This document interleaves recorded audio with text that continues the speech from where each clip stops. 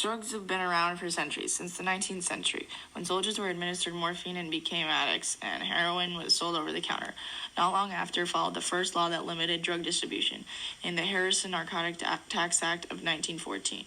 But our story begins on June 18, 1971, one living legend, former President Richard Nixon, declared to Congress that drug abuse was public enemy number one. Thus began the War on Drugs. Dun, dun, dun.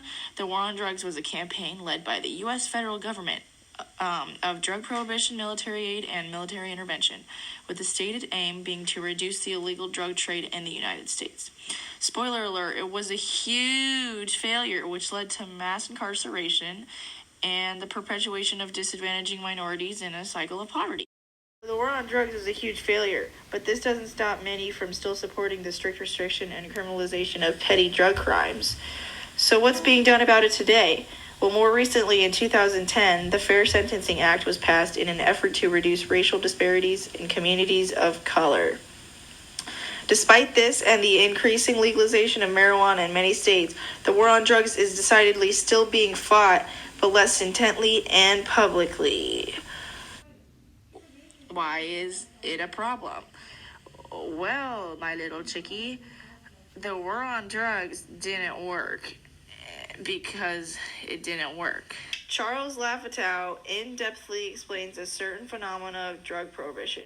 Named the balloon effect. And where if you inhibit drug prohibition in one area, it's inevitable to pop up in another area. This is demonstrated. In the 1990s, when drug prohibition cracked down in Colombia, criminal operations shifted to Ecuador and Venezuela. Not only does it not work to decrease the supply of drugs, it also increases the demand and the potency. Benjamin Powell provides insight into the economics behind the supply and demand of drugs and how it correlates with prohibition. However, basic supply and demand economics do not apply in the same way as drug economics. As of now, U.S. regulation of drug use is mainly a supply-side war because the punishment for supplying drugs is much higher than the punishment for possessing drugs, unless you're black. This supply-side war acts as a tax to drug suppliers, essentially making it more expensive to transport and distribute drugs. For the war on drugs to be successful, it had to decrease the amount of product distributed, and in any other market, prohibition would result in an increase in price and a smaller amount of product distributed. But when applied to drugs, the only real effect is an increase in the price of drugs. However, because addicts are likely to consume the same amount of drugs even when the price increases because they're addicted, the demand for illegal drugs is price inelastic.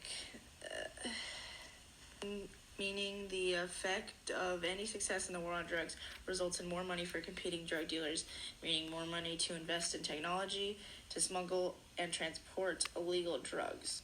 Some argue that prohibition decreases overall consumption, so it is beneficial. And while this is true, it also increases damages done to remaining users.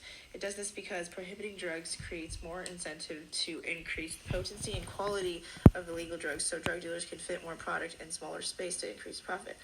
This is also exemplified in the alcohol prohibition 18th Amendment, which was later repealed.